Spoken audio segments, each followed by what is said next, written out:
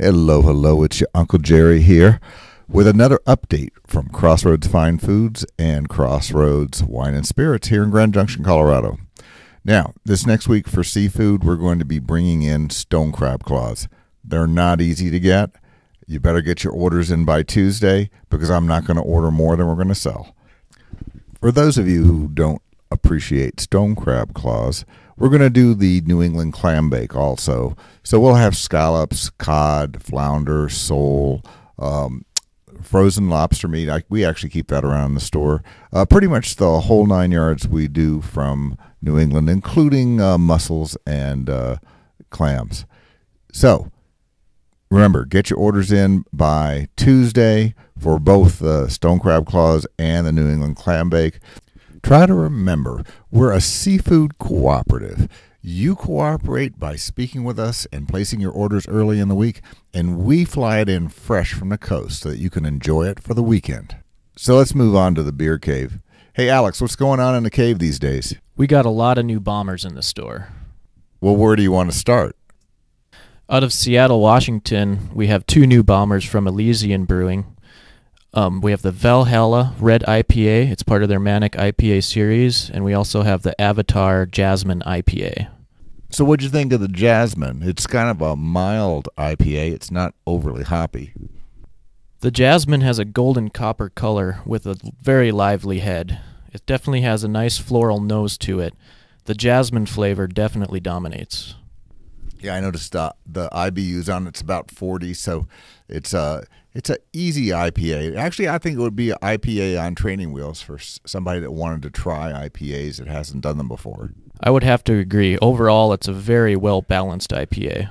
How about the Valhalla, Alex? Elysian's Valhalla Red IPA is another well-balanced IPA. That seems to be a key factor of a lot of Elysian's beers. At 7.5% ABV and 70 IBUs, this brew is going to be a bit bigger than the Jasmine IPA. The last of our new bombers this week is the New Belgium Bière de Garde. It's a Lips of Faith bomber, and it's a collaboration between Brewery Vivant of Grand Rapids, Michigan. What do you think of this one, Alex? This is a high-octane Belgium-style brew. At 9%, this beer really hides it well. It has a clear golden color with a creamy white head. It has very nice hints of spice and orange. The citrus flavors, that's the hallmark of Belgian-style ales. These guys are really working hard at it. There's more and more collaborations being done between the best brewers in the country. It's getting to be a regular event in the store. I would think we probably have 6 of them in the store right now. This is a really great Belgian-style ale. If you like wheat beers to slightly malty beers, this beer is for you. Thanks, Alex. You know, for the most part, our entire male staff at Crossroads Wine and Spirits are authorities on craft beer. We have them in at all the tastings when the reps come and visit us, and they take craft beer home. These guys are serious about their beer drinking. Our newest beer geek is Scott, and he comes from a fantastic background because his grandfather is Glenn Martin, who owned a liquor store in Breckenridge, Colorado, and he's got one of the best palates in western Colorado. I've done a lot of tastings with Glenn and spent a good bit of time talking to him, and he passed his fantastic gene pool on down to Scott, who really enjoys craft beer. So don't be bashful when you come in the store. Ask for any of the guys on staff. They know what's going on in the beer cave. Scott, you took home a Hibernation Ale recently. Why don't you just tell me what you thought about it? The Hibernation Ale is aged in oak casks from Stranahan Whiskey's distillery. And on the nose and the initial taste is very forward with sweet, oaky, charred whiskey flavor. Big malt balance, nice smooth hop finish with it, and has a caramel and chocolate notes that round out the beer quite nicely. Even with the alcohol percentage being at about 12.5%, the beer did not drink hot.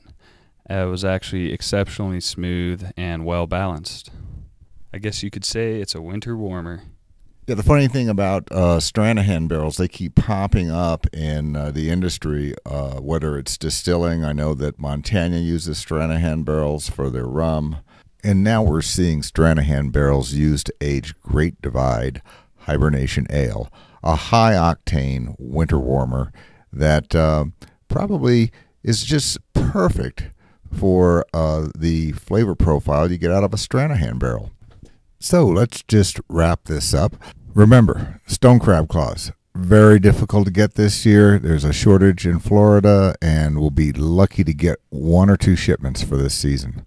2, we got fresh U10 scallops. Actually, they're U7s. They're humongous, along with flounder and clams and mussels, lobster if you like. We're going to have our New England Clam Bake this weekend, too. Give us a call, reserve your seafood, and thanks for tuning in. We'll be back with you next week.